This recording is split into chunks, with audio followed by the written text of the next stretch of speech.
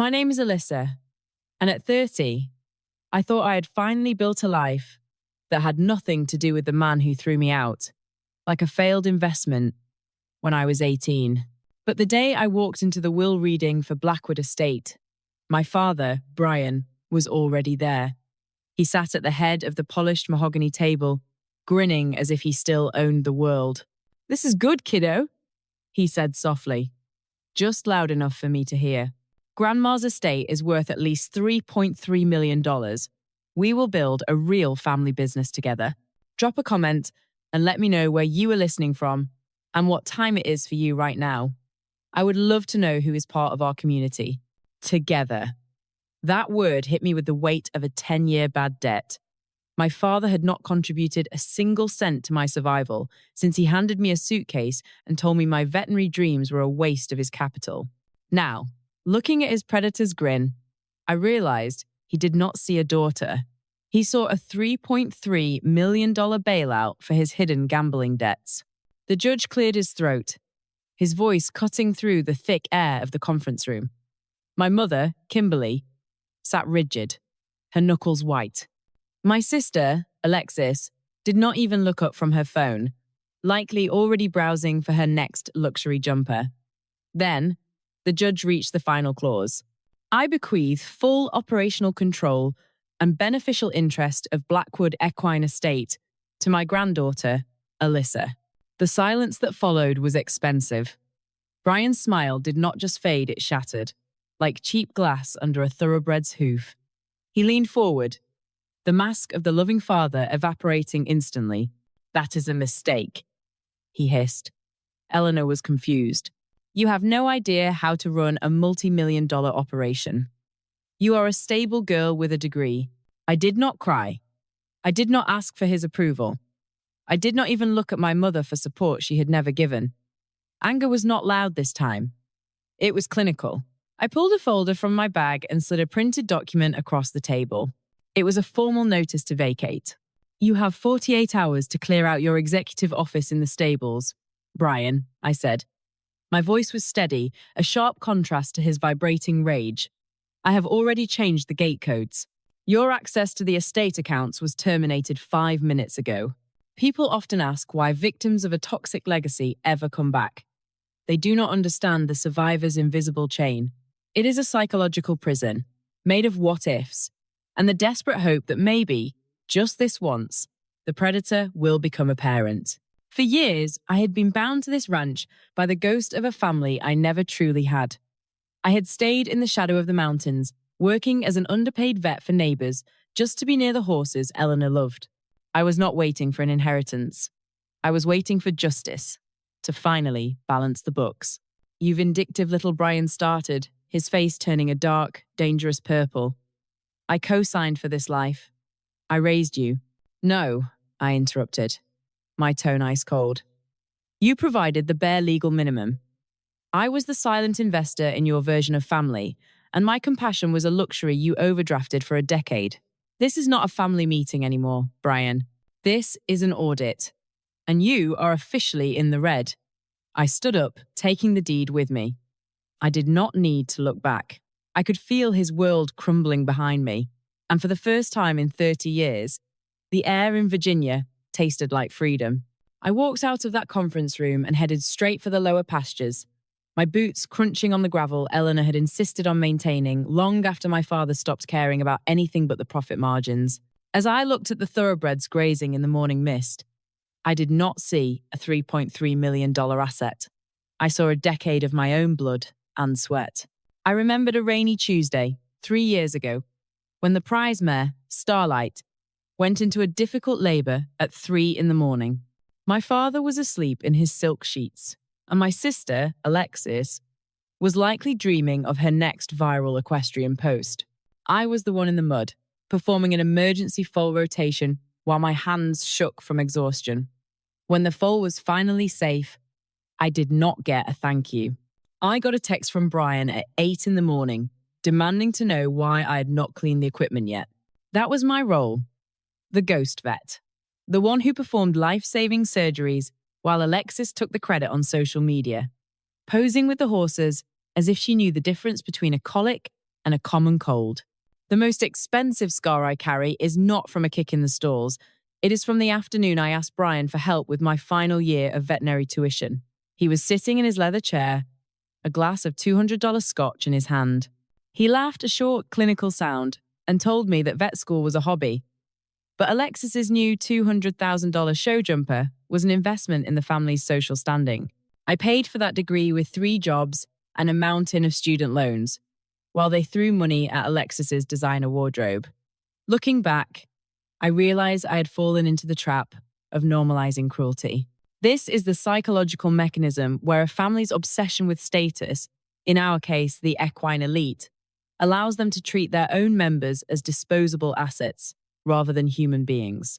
In Brian's world, every action had to serve the facade of wealth.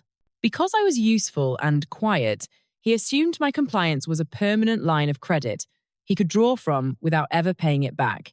My father did not see horses. He saw currency. And he did not see me. He saw a free maintenance technician who would keep his investments alive while he gambled away our legacy. He thought he had perfected the art of making me feel small while maintaining the facade of family unity. He was wrong. He was not building a family business. He was building a house of cards on the back of a daughter he had already disowned. I walked past the stable office where he was frantically making calls, his voice high and desperate. He still did not get it. This was not about a grudge. It was about a total system failure. My compassion had been a luxury he had overdrafted for years, and today I finally closed the account. The silence of the morning did not last. By noon, I watched my name dragged through the digital mud of every equestrian forum in Virginia. Brian knew he could not win a legal fight against Eleanor's ironclad will, so he decided to win the war of public opinion instead. It was a classic corporate smear tactic. If you cannot seize the asset and destroy its value. My sister, Alexis, took the lead.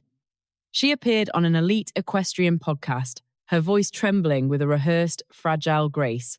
She told the host that I was a rebellious outsider, an unstable animal hoarder who had manipulated our grieving grandmother into signing away the family's legacy. She painted a picture of me as someone who had spent 10 years away because I was too difficult for a respectable family to manage. Within hours, my phone was a cemetery of hate mail and professional threats. People who did not know the difference between a thoroughbred and a mule were calling for my veterinary license to be revoked. I did not engage.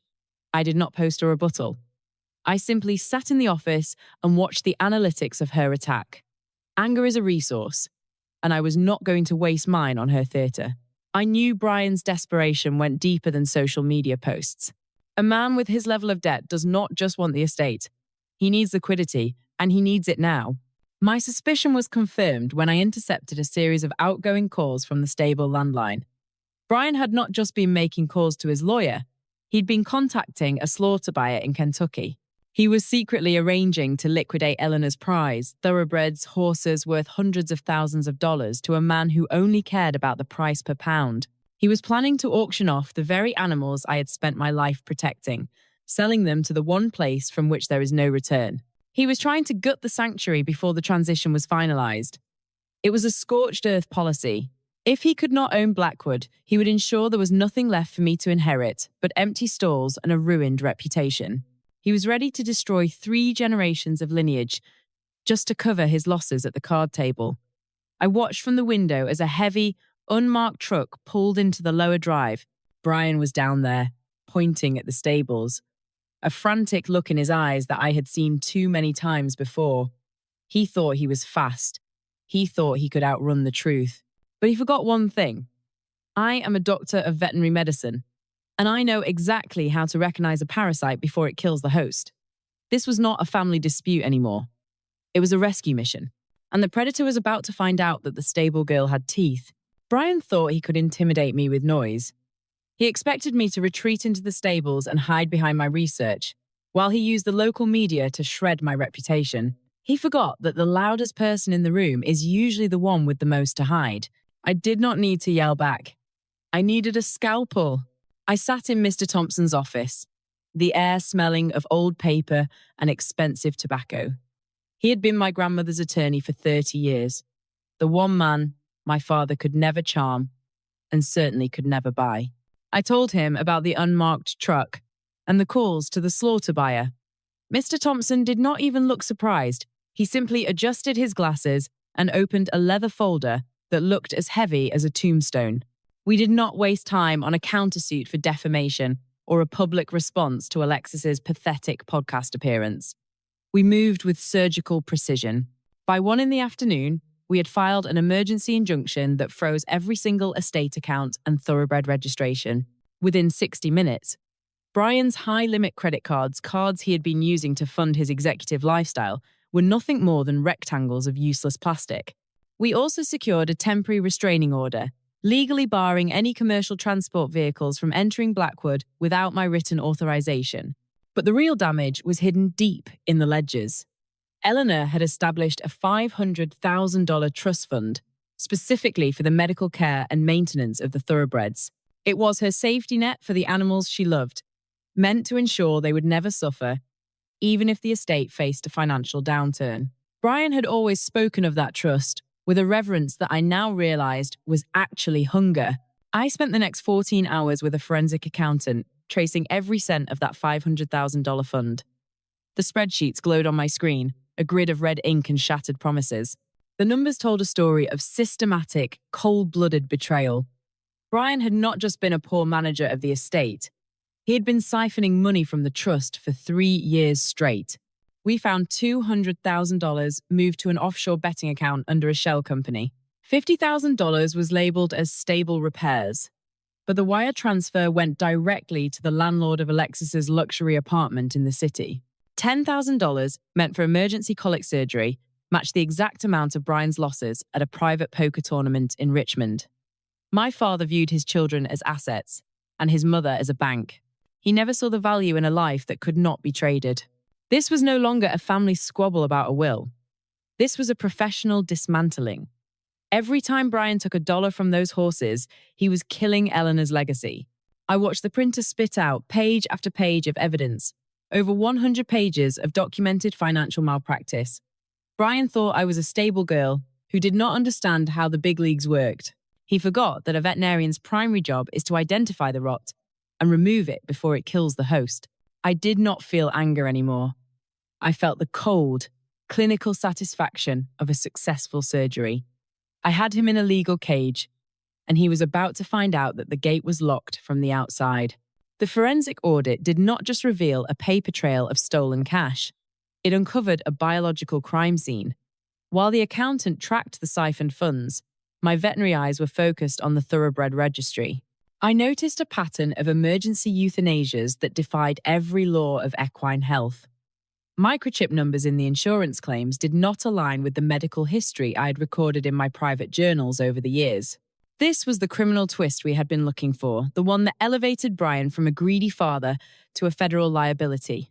Brian had not just been stealing money, he had been insurance swapping. Whenever one of Eleanor's healthy, high-value thoroughbreds reached peak market value, he would secretly swap its registration with a sick or injured horse he had bought for pennies from the very slaughter buyers he was now calling.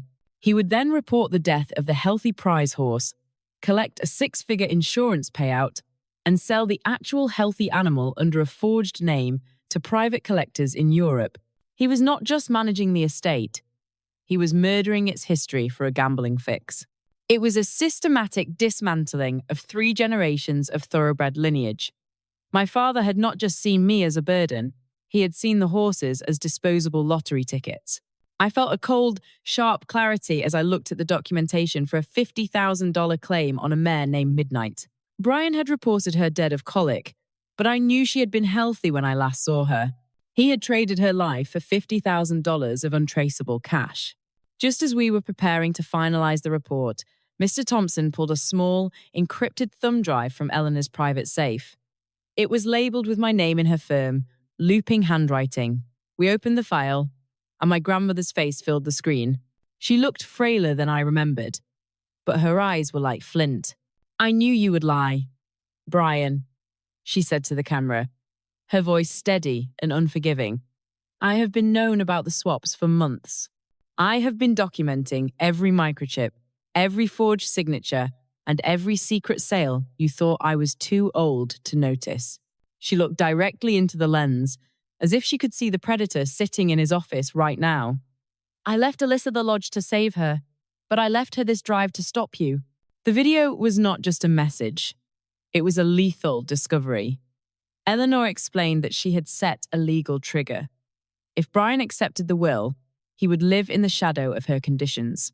But the moment he contested her mental capacity or challenged my authority, this drive, along with the forensic evidence of insurance fraud, would be automatically forwarded to the district attorney and the federal insurance investigators. My grandmother had anticipated his greed with the precision of a master chess player. She had not just left me an inheritance, she had left me the kill shot. There was no longer a path to redemption or a quiet family settlement. This was not a disagreement over a mountain lodge anymore. It was a criminal case involving multiple counts of felony fraud. Brian thought he was playing a high-stakes game against a sentimental kid. He forgot that the woman who built this empire did not tolerate parasites. The dead were not just buried at Blackwood. They were speaking, and they were telling the truth. The stable door creaked open, and I did not see the man who once thought he owned the horizon. I saw a debtor whose credit had finally run out. Brian stood there, his eyes bloodshot, not from the weight of losing his mother, but from the crushing pressure of 20 years in federal prison for insurance fraud. Alexis was right behind him, her designer leather boots sinking into the very mud she used to mock me for working in. Alyssa, please, Brian whispered. His voice was a rasp, a broken echo of the man who had laughed at my tuition bills. Thompson told me about the drive. About the district attorney. You cannot do this. We can fix it internally. We are family. I leaned against the heavy oak post of the stall, feeling the warmth of a horse he had tried to sell for scrap. I did not feel the urge to yell. I did not even feel the urge to forgive. I looked at him with the same clinical detachment I used when examining a terminal infection. Family is not a blood bond anymore, Brian, I said. My voice was as steady as a heart monitor. It was a subscription service I have been paying for since I was 18. And today, I am letting the service expire. But the money, Alyssa, Alexis shrieked, her voice cracking as she looked at the silent thoroughbreds. The horses, the estate, they are our inheritance too. You are stealing our future. I reached into the folder on the stable desk and pulled out a stack of papers, the initial police report and the forensic audit. I did not hand them over. I dropped them into the mud at their feet. You did not want an inheritance, Alexis. You wanted a cash machine you did not have to maintain. You wanted the status without the sweat. Brian dropped to his knees to grab the papers, his hands trembling as he saw the insurance claim for Midnight the mare he had reported dead. But Eleanor had found alive in a private stable in Kentucky. I will pay it back, he sobbed. He was not crying for the horses. He was crying for his repossessed life. I will get the money. Just give me time. Time is the one resource you cannot borrow against anymore, I replied. I watched him scramble in the dirt, a once powerful predator reduced to a scavenger. The order is already in the hands of the authorities. The trigger Eleanor set was not about revenge. It was about accounting. She knew that if you were given a choice between the family and your greed, you would choose the money every single time. He looked up at me, his face contorted in a mask of desperation I had waited a decade to see. The power had flipped so fast, he was still trying to navigate a world where I was not his subordinate. You are really going to watch your father go to prison? I stood my ground, my posture as firm as the mountains surrounding us. I did not see a father. I saw a man who had siphoned the life out of everyone who loved him, until there was nothing left but dry accounts and empty promises. I am not the one sending you to prison, Brian, I said, my voice echoing in the rafters. Your own ledger did that. I am just the one signing off on the final report. I turned my back on them and walked toward the arena. Goodbye, Brian, I said, without looking back. Behind me, the sound of his begging was drowned out by the steady, rhythmic breathing of the thoroughbreds, the only family that had ever been honest with me. The legal fallout was swift and decisive. Brian pleaded guilty to federal insurance fraud and misappropriation of trust funds. receiving a sentence of 8 years in a federal facility. His reputation among the equestrian elite was not just tarnished, it was incinerated. Alexis did not fare much better. The moment the police report and Eleanor's video hit the news, her sponsorships evaporated. The influencer who had built her brand on a lie was forced to sell her luxury apartment to pay back the portion of the stolen trust she had consumed. Even my mother, Kimberly, retreated into a life of quiet isolation, living off a modest pension in a small rental far from the social circles she once craved. I used the $2.8 million estate and the remaining trust funds to establish the Eleanor Sanctuary. It is no longer a business meant to churn out thoroughbreds for the highest bidder. It is a permanent home for horses, Brian. Once deemed useless, the injured, the aging, and the discarded, we provide specialized veterinary care and a quiet place for them to simply exist without the pressure of a finish line. As I watch the sun set over the Blue Ridge Mountains, I finally understand the lesson Eleanor was trying to teach me. This journey was not about the satisfaction of watching Brian lose everything. It was about the difference between the justice of punishment and the justice of the seed sower. Punishment is focused on the past, on balancing a debt that can never truly be repaid. But the justice of the seed sower is about construction. By building this sanctuary, I turned my father's greed into the foundation for something that actually matters. His destruction became the soil in which I planted a legacy of compassion. I spent 30 years waiting for a father to see my value. But in the silence of the stables, I finally learned to see it myself. I am no longer a footnote in someone else's golden story, or a stable girl waiting for permission to exist. I am the guardian of a sanctuary that Brian could never understand, because he never understood that a life has value, even when it cannot be sold. If this story reminded you that your worth is not defined by those who try to use you, share this video. Follow for more stories of justice served.